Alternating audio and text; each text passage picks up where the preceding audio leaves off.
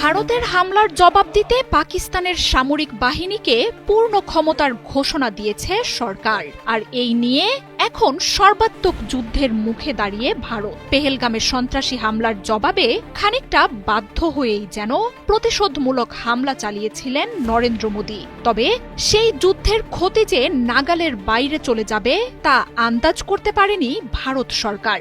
আকস্মিক হামলার সাথে সাথেই পাকিস্তানি বাহিনী যে ঝাঁপিয়ে পড়বে সেই হিসেব না করার অপূরণীয় খেসারতি দিতে হচ্ছে ভারতকে। রাতারাতি হারিয়েছে 5 যুদ্ধ বিমান, ধ্বংস হয়েছে সেনা পোস্ট, হামলা হয়েছে ব্রিগেড হেডকোয়ার্টারে। পাকিস্তানের সম্ভাব্য হামলা যে আরো ভয়ানক হবে সেই আতঙ্কই এখন চলছে ভারত সীমান্তে। বুধবার রাতের প্রথম প্রহরেই ভারতীয় বিমান আর ক্ষেপণাস্ত্রের হামলায় কেঁপে ওঠে পাক নিয়ন্ত্রিত কাশ্মীর। বেসামরিক স্থাপনায় আঘাত করে ভারতীয় সেনারা। তবে সেই হামলার কয়েক ঘন্টার মাথায় রাতের আঁধারেই পাল্টা আক্রমণের শিকার হয় ভারতীয় সামরিক বাহিনী। প্রতি মুহূর্তেই আসতে থাকে বিমান হারানোর খবর।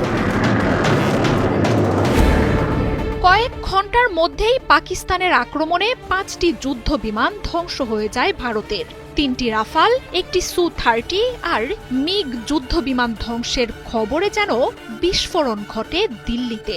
শুধু যুদ্ধ বিমানই নয়, ইসরায়েলের নির্মিত শক্তিশালী এক ড্রোনও ছিন্নভিন্ন হয়ে যায় পাকিস্তানের হামলায়। সময়ের সাথে ভারতের ক্ষয়ক্ষতির তালিকাও আরও লম্বা হয়েছে। হামলা হয়েছে সেনা চেকপোস্টে।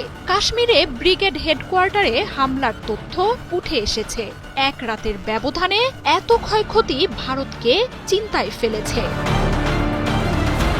এর মধ্যেই এসেছে আরেক বিস্ফোরক ঘোষণা। পাকিস্তান সরকার সেনাবাহিনীকে ভারতীয় হামলার জবাব দিতে পূর্ণ স্বাধীনতা দিয়েছে।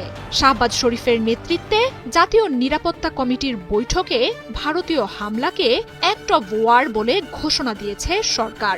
এই হামলা যে পাকিস্তানের সার্বভৌমত্ব লঙ্ঘন করেছে এমন কথাও জানিয়েছে দেশটি।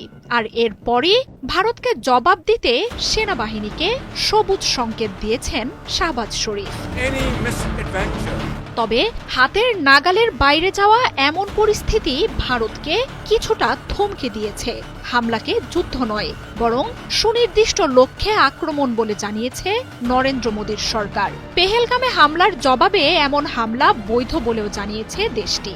এমনকি ভারত নিয়ন্ত্রিত কাশ্মীরে শান্তির প্রতীক সাদা পতাকা ওড়ানোর কথাও জানাচ্ছে অনেক গণমাধ্যম। পাকিস্তানের পাল্টা হামলায় যে ক্ষয়ক্ষতি হয়েছে সেসব নিয়েও তেমন কোনো তথ্য দেয়নি নরেন্দ্র মোদীর সরকার। তবে ভারত পিছু হটার আভাস দিলেও পাকিস্তানের সেনাবাহিনী যে কোনো সময় আক্রমণ চালাতে পারে এখন সেই শঙ্কা ঘিরে ধরেছে। মার্জিয়া উপমা, ৭১।